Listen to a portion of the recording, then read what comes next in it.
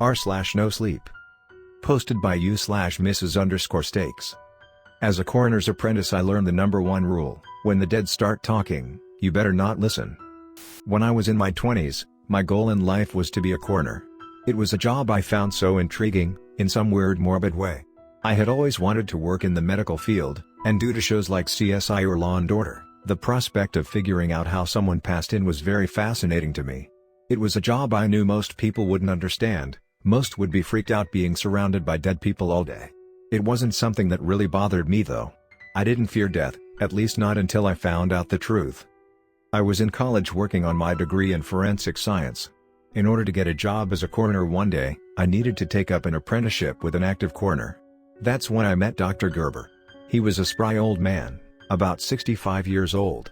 He was a relatively short fellow, with pale skin and a bald head downed with liver spots. He wore thick glasses with thin frames and often had a headlamp on while working.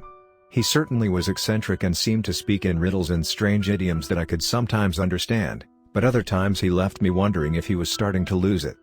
"The name's Dr. Gerber, sport? What's yours?" he asked with an outstretched hand the first time I met him. "It's Eric Pazzuti." "Nice to meet you, sir," I replied with enormous respect in my voice. Dr. Gerber was technically a medical examiner, which is different from a coroner, but he had far more education than I'd be getting, so I figured he'd make an excellent mentor.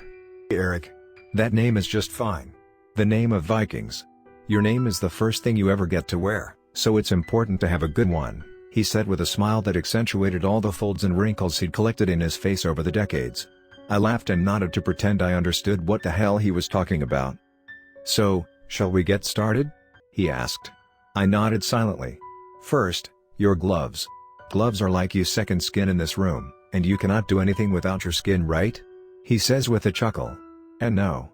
I guess not," I said with confusion as I washed my hands and slid on gloves. I didn't understand him quite yet, but this was my first taste of his strange smileys and metaphors. Once I was suited up and ready to work, he had me roll in the first cadaver. The wheel of the gurney squeaked as it glided across the linoleum tiles, and I could how cold that metal was even through my thick gloves. It crossed my mind how uncomfortable it would be to lay on, but I suppose for the dead comfort doesn't really matter. Dr. Gerber helped me lift the cadaver and place him on the exam table gently. He rolled a table full of tools between us and pulled a small recorder out of his pocket, and hit record. Date, December 3, 2010. Adult male, 52, Caucasian. Name, redacted for privacy, no tattoos. Contusions on head, lividity also visible on back. "This is constant with the scene," he said. My job at this time was to silently hand him tools, tag and bag the bodies, and do some of the simpler paperwork after the fact. This is the first time it happened. As Dr. Gerber was cutting into the chest of this man, I heard a noise coming from one of the occupied cold lockers. It was a quick and faint groan. "What was that?" I asked as I turned my head to look at the lockers behind me. "Gas escaping the body. Pay attention to this," he said quickly and sternly. This was quite the tone change from the upbeat old man he had been all day. "Sorry," I muttered out of shame as I turned my head back to watch his work. He has the chest cavity open and is examining the state of the organs. There appears to be some internal damage to the spleen and liver. Some internal bleeding. "Consistent with the fall as described," he said. Then I heard it again. Another slightly louder and longer groan. This one I swore it almost sounded like a groan of pain and anguish. "Sir, should we do something about that noise?" I asked him, admittedly a little freaked out. Every scene from every horror movie I'd ever seen up to that point was rolling through my mind. This made him slam the tools in his hand back on the tray with a metallic clash. He slammed them so hard even the resting tools jumped up in fear. He angrily turned off the recording device and got merely inches from me. "Hear me, boy. We're doing important work here.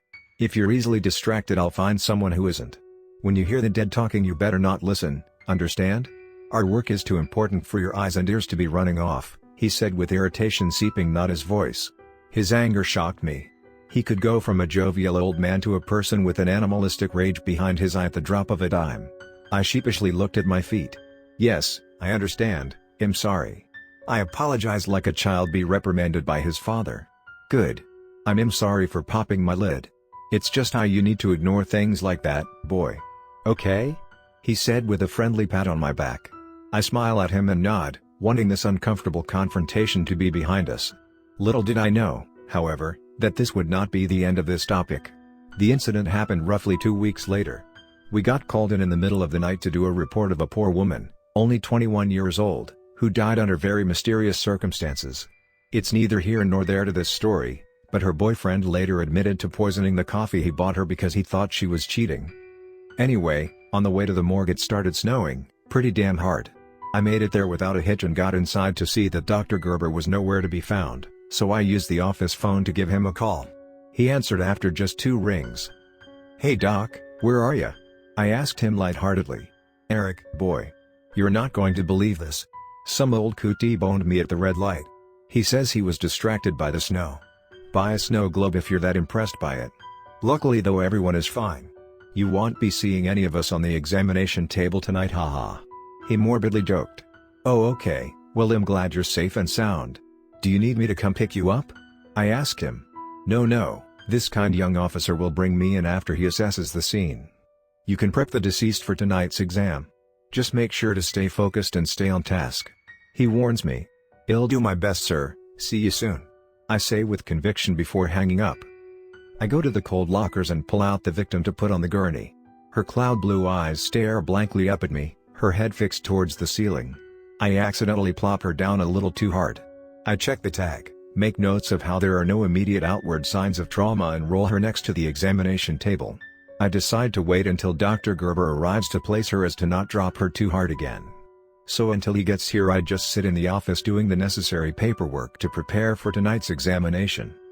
There I was in the office, the only audible noise is my pen scratching against the paper and a buzz coming from the fluorescent lights. I'm deep in focus when I hear a faint "huh?" I stop what I'm doing, thinking it's Dr. Gerber. "Hello?" I call out to him.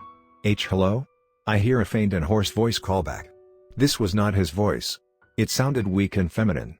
I got up from the desk chair and step out into the cold linoleum room, to see nothing. "Is someone in here?" I ask. I pause for a moment and hear no return to my call, so I shrug and go sit back down in the office. I wanted to go home. I hear the weak voice say. I slam my pen down, thinking this is some janitorial crew's idea of a joke. I step out into the room again and see no one, but I notice the cadaver's head is turned toward the office door, those lifeless milky eyes staring right in my direction. I couldn't explain it, but it really felt like eye contact. Something about this made my heart flutter with anxiety and the hair on the back of my neck stand up. I quickly half jog over to her and put her head upright. This is the first time where a body has freaked me out. I use the sides of the body bag to hold her in place so she won't move again. I shake off the eerie feeling so I can continue my work. Only a few minutes go by when I hear the same weak voice, say this time still in just a whisper but with more desperation, "Please take me home. I don't want to go back to the darkness." I hesitantly get up from the safety of my chair and step after painstaking step walk just outside the door frame. That's when my blood runs ice cold. She's fucking sitting up. Those empty eyes staring at me and mouth gaping unnaturally wide. Her teeth are gray and gums are pain from no longer having blood flow. The blood and adrenaline pump through my veins harder than I've ever experienced. Before I'm able to comprehend what's happening before my very own eyes, I can hear the door slam shut behind me, and the gurney lurches forward to pin me between her and the door. Her thin, pale arms reach forward to grab me by the shoulders. "Don't send me back, Eric." She begs as tears pour from her clouded eyes. I now notice they're darting around, like she's trying to figure out her surroundings. I don't recall making a sound during this, but rewatching from watching the security footage I'm screaming. It's dark, Eric, and cold. Everything is sorrow. Everything is suffering. Just a cold, black void of every bad feeling I've ever had. I miss my family. I miss light. I miss warm. She says to me, with resentment growing in her voice with each word. I felt hot tears stream down my face. My arms were painfully cold where she was squeezing them.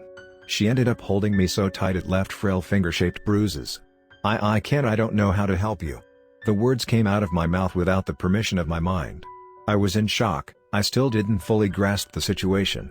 I remember thinking that maybe she was still alive and the doctor made a mistake. Vita ad vitam. I cannot leave the cold place for nothing. It needs a soul to consume. It's hungry. It eats and eats and eats for all of eternity, even when you think you have nothing left to be consumed, it keeps eating. Leaving only your sorrows. Like a Venus flytrap. It feeds on you, leaving behind only your despair. I need a soul to take the place of mine. she says as she peels a cold hand off my shoulder and wraps it around my trachea. The pain of her small freezing hands around my neck was searing. I've never known cold so intense that it felt like a burn. A life for a life. It's hungry. You have more to feed it than I do. I only have anguish. Please, I want to feel again. Feel anything. Anything other than this. She says as she grips tighter and tighter. As my heart pounds in my chest, I look at the cold tile room around me. This can't be the place I die, it can't. My mind suddenly snapped into focus as the will to live overtakes the fear that had paralyzed my body before I used my leg to kick over the gurney. It crashed into the tool tray with a loud crash and a fleshy plop as her body hits the floor. I catch my breath for a minute and cautiously take in the stillness after the metallic cacophony. Maybe she's done. Maybe it finished her, I foolishly thought to myself. After what was only a couple seconds that felt like hours, she sat up from behind the gurney facing away from me. Every vertebrae in her back cracked loudly with her painstakingly slow movements. With slow shaking movements she pulls herself up from the ground and stands upright. That's when I noticed the bone saw she held in her hand. She took a few heavy and uncoordinated steps towards me, growing quicker as she regains her orientation in her own body. Her mouth is still agape as clear fluids pour from her mouth and drip on the floor and black blood leaks from her nose. I'm sorry, Eric. I just can't go back. I never want to go back. I want to go home. She cries as she sprints towards me. I run into the office and lock the door behind me. The closest thing to shelter I could reach. I sit in the ground in the fetal position as I feel her jiggle the knob and pound with inhuman strength on the wooden door. I feel her try to cut through the wood with the tool, but to no avail. She punched due as it causes my body to shake with each blow. I began crying at this point like a little kid. I felt there was no way I'm making it out of here. For a moment, the pounding stopped. This made my heart race even harder. What could she be doing? Did she go outside to find another victim? Did she go back to whoever she came from? No, I knew that thought was naive to even entertain. My thoughts were sharply interrupted by the shattering of glass above me. She punched out the frosted window in the door. I jump up and stand back to see her. Her pale, cracked lips uncurled themselves into an evil smile of victory. I watch as her hand sliced open as she pulled shards of glass out of her way piece by piece. The hand that she had just cut to ribbons is finally able to reach the lock. She unlocks and opens the door, holding the bone saw over her head. She begins slowly hobbling toward me. I grab Dr. Gerber's laptop from the desk and with every bit of strength I have I hit her in the head with it. Black congealed blood and gray brain matter splattering on the wall behind me as I pull away. Part of me hoped killing the brain would kill her, but part of me correctly knew that was foolish. She laughed as she touched the newfound hole in her head and made her way toward me. She kicked me in the knee, hard, causing me to collapse. She walks over to me and grabs me by the top of my hair. If it wasn't for that stunt I would have made this quick. She hisses in my ear. She took the bone saw and slashed across my chest. I cried out in pain as blood began to stain my white coat. She held the bone saw up to my throat, with enough force that the serrated points were ever so lightly beginning to draw blood. You have much more for the void to feed on, Eric. It'll take its time with you, savor every bit. She says as she presses slightly harder.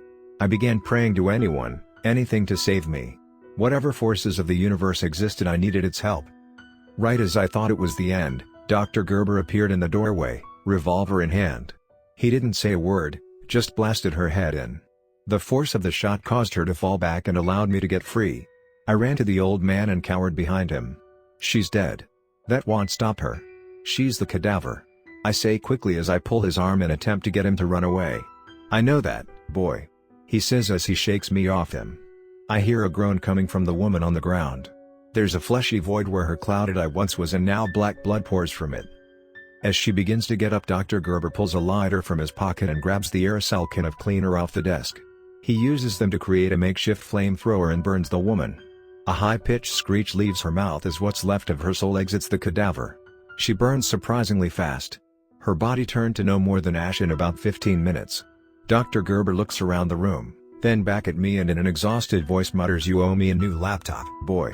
We clean up the mess, wash off the blood, collect parts of her skull that had been strewn around the room and start going through and erasing any evidence.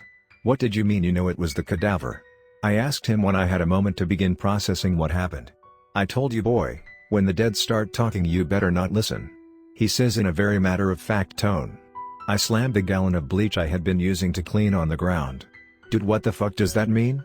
I'm not in the mood for games right now. I almost got killed by God knows what. I yell at him out of fear and anger. He rolls over a chair and sits backwards in it. Alright Eric, I'll tell you. When some people die, not everyone but some, they're not all the way gone. Somehow they're able to muster up enough energy to use their mortal bodies and connect with the living again. And when they do, they're angry. Or maybe resentful is a better word. They envy the living. They want us to take their place. They get more power when the crossover between the living and dead is acknowledged. It's like your fear, empathy, curiosity or what have you, opens the door for them. This is why a corpse's mouth is wired shut for a funeral. They'd be unstoppable if they began speaking in front of loved ones. They're easier to ignore when they're just a patient to us. He explained somberly but calmly. Like the way your parents explain they're divorced. This was the most serious the old man had ever been. That place she was talking about, the cold place. Is it real? I ask hesitantly out of fear of the answer. He sighs. I don't know. It is for some. Not all are able to break the veil, but those that do say the same thing. A cold, dark, nothing eating away at them for eternity. This sent a jolt of fear to my very core. The possibility of experiencing whatever turned that woman into a sadistic evil beast is truly my worst fear. Who else knows about this? I ask him. Only people in the industry. MEs, morticians, doctors, funeral directors. We keep it quiet because we don't need the average Joe messing with the powers beyond the world of the living. To get into the industry you have to sign an oath to keep it quiet, and violating is punishable by death. And if there's one thing a bunch of experts on the dead can do, it's take you out and make it look like an accident. He says gravely. The way he said it makes me wonder if he's ever had to make good on that promise himself before. This was many years ago. The knowledge of this scared me off of my degree, and pushed me towards God.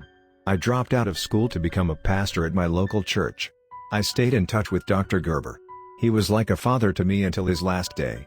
I was even there with him when he died. It was last week on Thursday, 11:45 p.m. When he passed on, I stayed with him.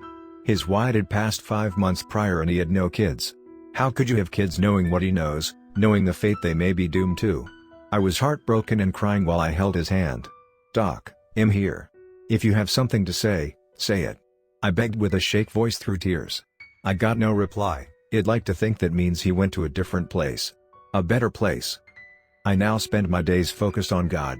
Praying, worshiping, preaching. Hoping he will save me from that dark place. Like I said, I never finished my degree, never had to sign an oath.